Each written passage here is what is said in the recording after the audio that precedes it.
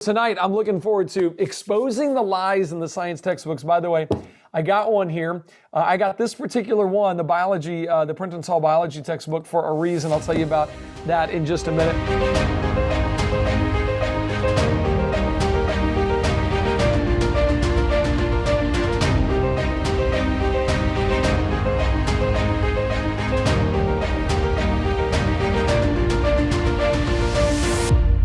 Tonight, my guests are Roger Patterson and David McNabb. David runs the director of the Prescott Creation Society. He travels and speaks on apologetics and creation versus evolution in Arizona. Roger Patterson works with Answers in Genesis, and I want them to tell you about themselves here in just a second, give a little more background. I also want to throw a little shout out thank you to all of our creation members. You guys are awesome. You guys are what help us do what we do week after week. And if you're not a creation member yet, let me encourage you, go to creationtoday.org and consider being a member. You pay whatever you want, and you get every event that we do, past, present, and future. So you get, and more stuff. You get everything. And we're still working on the back end and making it like Netflix, where you can just really enjoy some great creation content, a lot of great learning. So really excited about that. Roger, David, you guys are awesome. Thanks for hanging out with me tonight. I really appreciate it. Hey, great to be here. Thanks for asking me on. Yeah. David, you started something and started sending me emails recently, and I'm going to want people to hear about that in just a minute. But how long have you been researching this stuff, the whole creation topic? You're definitely a creation junkie. How long have you been doing this kind of research? Probably about 17 years now. Wow. So you've dug in deep and you've gotten swallowed up in it, haven't you? Yes, there's so much to learn. It's amazing. It's almost endless. And now you've learned so much, you're actually going out and presenting and saying, let me share what I've learned with other people. Yes. That's right. So cool. And I have a 30-minute video show called The Creation Corner on Prescott E-News, which is, an internet business here in Prescott. And so that's something I've been really enjoying. I've been able to bring people like Dr. Kevin Anderson on to the show and do programs with various creation authors and scientists and speakers, and it's been just a real joy. That is awesome. Amanda, remind me to put that link in the replay when we send this replay out, because that's really cool. David Anderson, of course, is, if you don't know, for those of you watching, if you don't know, David Anderson's one of the guys that's helped really pioneer the whole soft tissue in dinosaur bone, the fact that we're still finding this soft tissue in dinosaur bone and what it means. What are the ramifications of this? What is this showing us according to the science? So great conversation you had with him. I watched that. That was really good. Oh, great. Yeah, thank you. And then Roger, up there in Kentucky, how are things for you, sir? Oh, doing pretty well. We're in the middle of deer rifle season right now, so I'm excited to get out into the stand in the morning. So the hunter came out right away. Too late. Yeah, we got to get to bed tonight. Well, then we better expose these lies so that you can get up early. So, are you off the whole week hunting, or are you hunt and work and do both? Oh, I'm just taking a few hours in the morning and then working in the afternoon. That's awesome. Okay, out of curiosity, now just so you guys know, Roger works with Answers in Genesis. He writes articles, writes web articles, has written lots and lots of articles. He wrote 2 books that we're going to discuss tonight, Exposing Evolution in Earth Science and Exposing Evolution in Biology, because it really gets down to the heart of what's going on, what's happening in the textbooks. But real quick, Roger, take a wild stab at this one. How many articles have you had to review or have you written since you've been doing this? Oh, wow. I've been at AIG for almost 15 years now, so many, many thousands. I was going to say, it's a lot. It's a huge amount of information that you've either researched or written on or had to help other people research or review and understand the content. So you really got a really big breadth of creation knowledge is the way I would describe it. Is that a good way to put it? Yeah, I'm not a specialist in any one area, but really seeing big picture things and understanding how pieces fit together.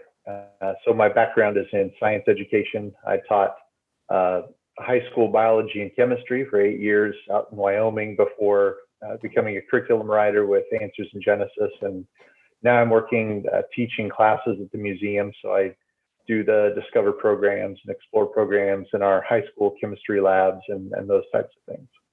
I love it. I love it. When I saw you on the Answers in Genesis stuff with your lab and you're doing the science experiments, I'm like, I love this. This is like exactly the kind of thing where we're taking the knowledge and making it practical and teaching the kids in a practical way. So love what you do there. Now, if people wanted to watch your program, where would they go see that at?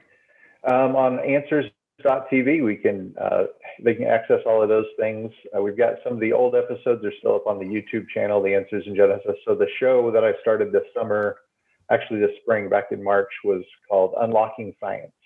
So we've got about 70 episodes we recorded, and we're about to record 24 more over the next couple months. So those will be released very soon, and trying to bring the quality up. Instead of just using one cell phone camera like we recorded all the first, we'll have 4 video cameras and a lot better quality and some editing. Got a nice graphic and logo. My daughter wrote some catchy music for us, so good stuff.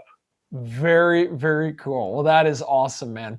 Well, I want to jump right in, and I want each of you to start by saying, why do you think I want to expose the lies in these textbooks. I think fake science has utterly destroyed the scientific method for many people. It's destroyed in people's minds the trustworthiness of the Bible, and it's caused a lot of damage, not only information-wise, but in the hearts and minds of people. So can you guys start just one at a time? Tell me, Roger, I'll have you go first. When you think through why this is so important to understand the truth about science and what it's really saying and expose, you wrote 2 books, Exposing Evolution or Evolution Exposed. Why do you think this is so critical? Well, I actually was trained and believed from an evolutionary perspective. So when I was teaching high school for the first several years, I was actually an evolutionist. And so I believed what the textbooks taught. I helped design curriculum for the state and assessments that taught those things and promoted them. And so I really thought that science was the way we were going to understand the world, the way we're going to solve problems. I had a very naturalistic mindset. I had some notion of a deity, but it had no real bearing on the real world around me. And I thought science was the way to understand truth. And I was duped into that, not recognizing the way that my professors, my teachers in high school had trained me into this naturalistic, materialistic way of thinking and never showing me the other side of things. And so I think that's one of the biggest areas of concern for me, is that in public schools, the students are only shown the secular side of things. They're not shown a theistic side of things, a way to understand those from a different perspective. So I kind of think of the Evolution Exposed books that I wrote. Those are kind of my penance, if you will, for having taught so much error for so long, and a way to kind of show people the way that I thought, and then understand when God changed my mind, changed my heart. I trusted the Bible's storyline as accurate, that it gave us a true historical narrative, and it was the foundation for every area of thinking. And so that book lays out those pieces and helps students to really connect the dots and see that there are other ways to explain all of those things that they're only getting one side of. I could not agree more. I think through what's happening, and I believe indoctrination is happening. That's what's really taking place, but nobody seems to know it. Nobody seems to see it. And it seems to be so thoroughly embedded, not just in the textbooks, but everywhere. PBS, Nova, Discovery. It seems like there's an entire worldview that people have bought into, but if they understood that there was all based on what I'm referencing, fake science or lies or misinterpretation of the evidence, all of a sudden they would see through that. David, what made you jump in and go, this is why this is so critical? Why are you writing to your school board every single day? By the way, this is what David's doing, guys. He's writing to his school board an email every single day, and he's exposing every single day one of the lies that's in the textbooks and he's sending it to them and just saying, hey, just so you know, on page this of your science textbooks in the schools, it says this. That's not true. Here's the truth. David, why did you jump in on this? Well, Roger said it really well, and applaud him for that. And I taught. I was a substitute teacher for quite a long time in public schools, and I realized after substituting in science classes for a while and doing some long-term assignments that the way that they taught evolution was just a brainwashing that was going on, because it was being taught as if it were a fact when it clearly was not a fact, what they were saying. And so that really upset me, because the kids are being lied to, and we shouldn't be doing that in any kind of education. So what we have going on in biology class is indoctrination and, as you said, and brainwashing, not education when it comes to the evolution unit. And it's in a biology book. I have the same one you showed there on the screen, and that I'm using to try to show the science teachers, the school board members, and the superintendents in my area that this is exactly what's being taught. It's not it's always being presented as if it were a fact. But none of this is a fact. I go over the scientific method with them so that they understand that and remember that part of the scientific method to establish scientific truth is that you have to observe something, and then it has to be tested and have repeatable results. So none of that can apply to evolution. So therefore, it is not and cannot be a scientific fact, and yet it's constantly presented as a scientific fact in the textbook. I'm trying to bring this to their attention and say to them that you can do something about this. You can change the way that these kids are being taught and lied to in their biology class on this evolution unit. And it's in your hands. I tried to talk to the state legislators about changing the way it was taught, but they weren't very interested in that, and they said, you're probably better off just talking to your school district. And so that's why I've been trying to work with the school district board members and superintendents, and trying to get them to realize that this is not the way that we should be teaching our kids anything. Well, I want to jump in and get right to some of these fake science, some of these what I'm calling lies. And I don't know if either one of you are offended by that term. I'm just like, man, I'm a little bit more tenacious now. I've pittered around it, pitter-pattered around it for a while, and I'm like, nope, I'm going right with fake science now. When they say some of these things, I want to jump right into it. So, David, I don't know if you have your list, and then Roger, I've got your book, Evolution Exposed. Roger, I'll let you start, and then David, I'll let you pick one here in just a minute. But Roger, I'll let you start. You go through why the classification of life as we know it is different than the biblical classification. And that is a huge distinction that kids growing up in school today, they've only learned Carl Linnaeus classification system. Well, the Bible doesn't teach that. Obviously, the Bible's wrong. How would you start a conversation? Where would you go from there when it comes to this is a major field of science, the whole how we classify things and the way we look at life, the way we look at plant life and animal life and human beings. And how would you start that conversation with somebody when they say, look, I learned in science, the classification system, I understand this, and that means the Bible's not true. What would you say are some of the problems with that?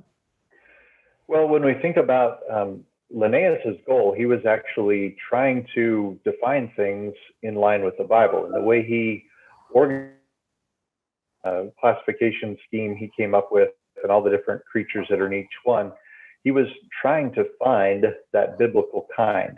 And he had some changes in his philosophy over the years. And initially he thought of the idea of fixity of species, so that whatever animals we see alive today, those must have been the ones that come off the ark.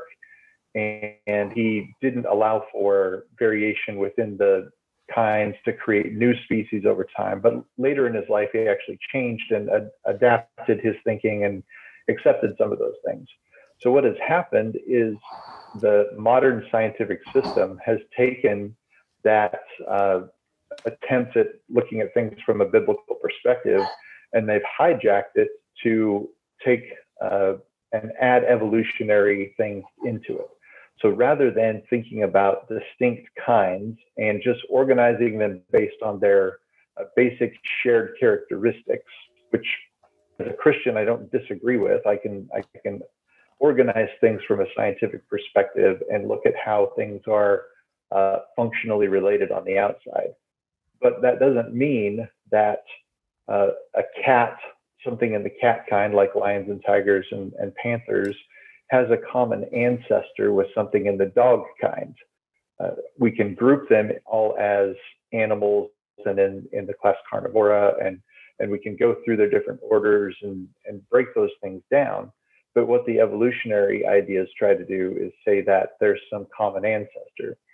So from a creationist perspective, we typically talk about things organized into a creation orchard rather than one tree of life, where each of those individual groups that are the created kinds can have lots of variety within them, like branches on a single tree, but one tree isn't connected to another, and they don't have a common root down below the ground.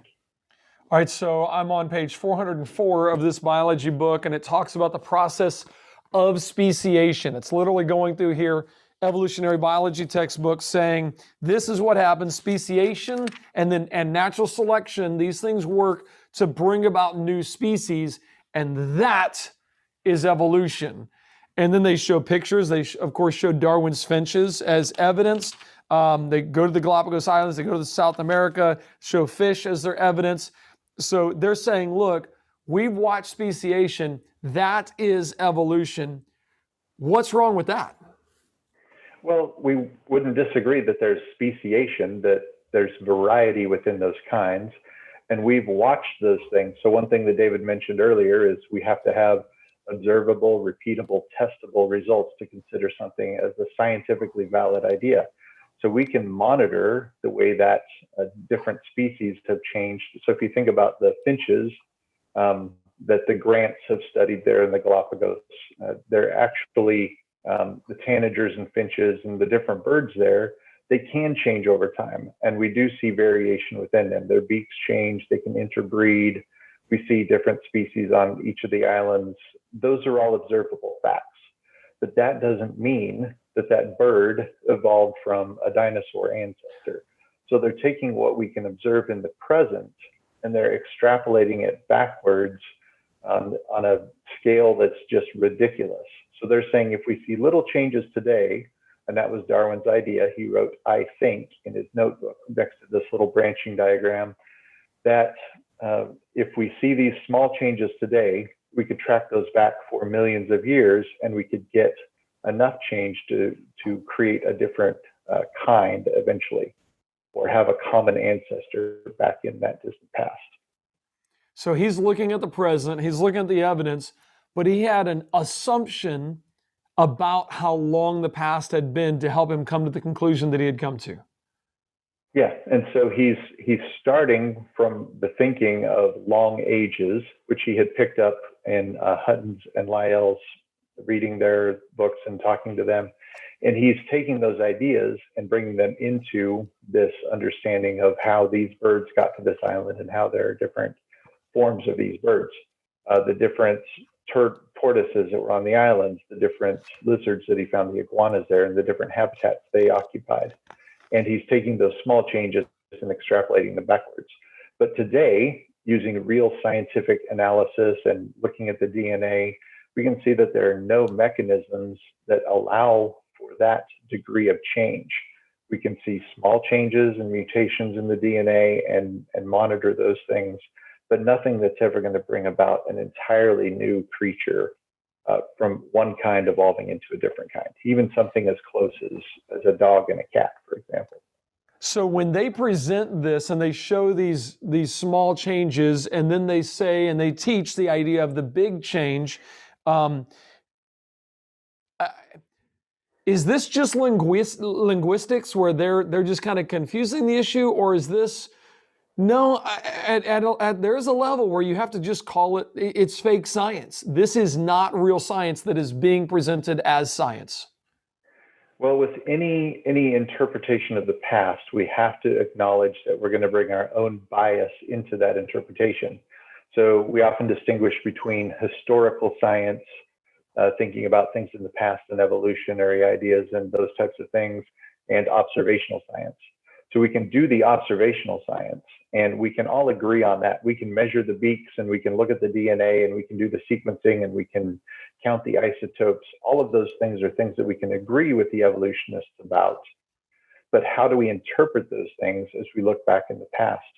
As I changed my mind from, with God changing my heart, from thinking from the billions of years perspective and looking at it more of a thousands of years perspective, like the Bible teaches, I had to admit that I had just bought into that idea and never even considered other forms of understanding and interpreting those things.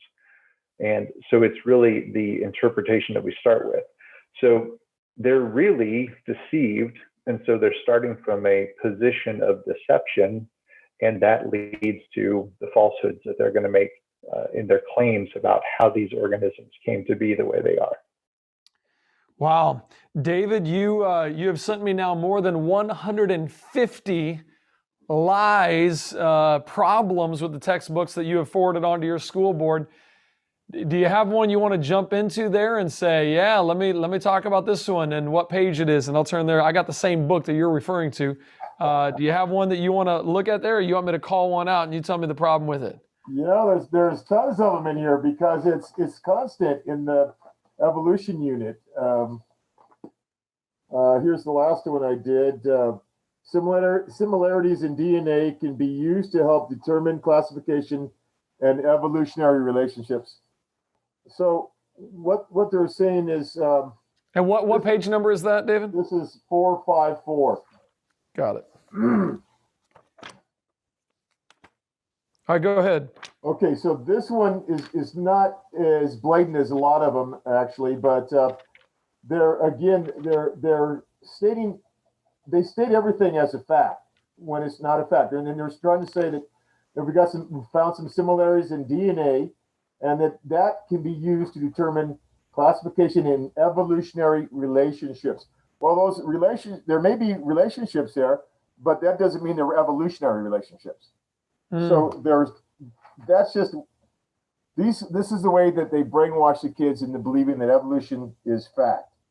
Okay, on the page before that, it says at the top of the page, cladistic analysis identifies and considers only those characteristics of organisms that are evolutionary innovations. So they're assuming evolution is true by that statement. This is what they constantly do. So evolution is presented as a fact, a scientific fact. So how can the kids argue against that? Most of them can't, because they haven't been trained by their parents or their church how to defend their faith in this area. New characteristics that arise as lineages evolve over time. So there's a statement, and there are hundreds of such statements trying to say that evolution is a fact. Just not a fact. In fact, it's not even a good hypothesis. It doesn't rise to the level of what a scientific theory is. It's just a hypothesis, an idea. So I call it the secular origin story. And in a lot of my emails to the school board members and teachers and superintendents, I say, look, this is just the reason that they're doing this, the reason that the textbook states it as a fact when they know it's not a fact, is to try to get the kids indoctrinated into believing in the secular origin story. That's what it's all about. Unfortunately, they're hawking their religion, their humanistic, naturalistic religion, on these defenseless kids. And it's like a lamb to the slaughter. What are they going to do? Well, you know, we're losing. One of the studies says 88% of our church kids leave the church by age 20. Why are they leaving the church by age 20?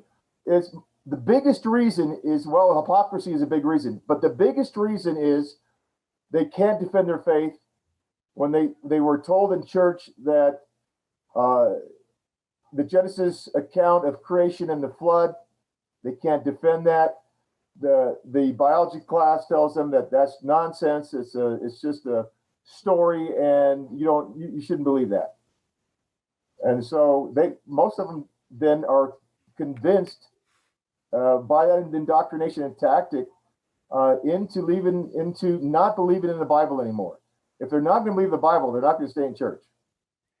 Yeah, and I think a lot of them, they do experience that dilemma of, I'm learning this in school, I'm learning this in church, learning this in school, learning this in church, and pretty soon they're going to go, wait a minute, these don't match up. These are not the same thing, and they've been presented. I know Ken Ham talks about this. They've been presented the Bible as if it's stories, and presented this as if, this seems like it's presented scientifically. It seems as if, and for certain in these textbooks, that's exactly what they do. They present it as a fact, as an absolute, as an unquestionable. They go through some of the evidences. Roger, here's one of them. Tell me what you say about this, Roger. Here it is. Evidence for evolution. That's my title right here. Evidence for evolution. Number one, the fossil record. By Darwin's time, scientists knew that fossils were the remains of ancient life and that different layers of rock had been formed at different times during Earth's history. Darwin saw fossils as a record of the history of life on Earth. Roger, what do you think? They just gave me evidence of evolution, or gave students supposed evidence of evolution. They can make those claims. And again, we wouldn't agree that fossils are the remains of living organisms. They're there in the rock layers. We would agree that the rock layers were laid down in a specific sequence over time. So the question goes back to, how do we interpret that, and how much time passed between each of those layers? How long did it take to form? And so from a biblical perspective, we would have a radically different view. We would say those fossil layers formed primarily during the year-long flood that's described in Genesis, and that's the record of death and judgment that God brought on the earth for its wickedness. And we can look at the way that those fossils are organized, and there is an apparent general order in the fossils, and we can see that. But there's also a lot of things mixed up. So I grew up in southern Idaho, northern Utah, and Wyoming, and Montana, living around those areas. Lots of dinosaurs in those areas. One of the National Dinosaur Monument there in northern Utah has a massive wall. You can go inside and see all these dinosaur bones spread out across this area. And what's mixed in with them all over the place that you don't hear about? Little clams, okay, and big clams. And the clams are closed, like they were caught up in some catastrophic flood and buried there with those dinosaurs. So what are clams doing with these big dinosaurs? And how do we explain all of those things, if not some major catastrophic process?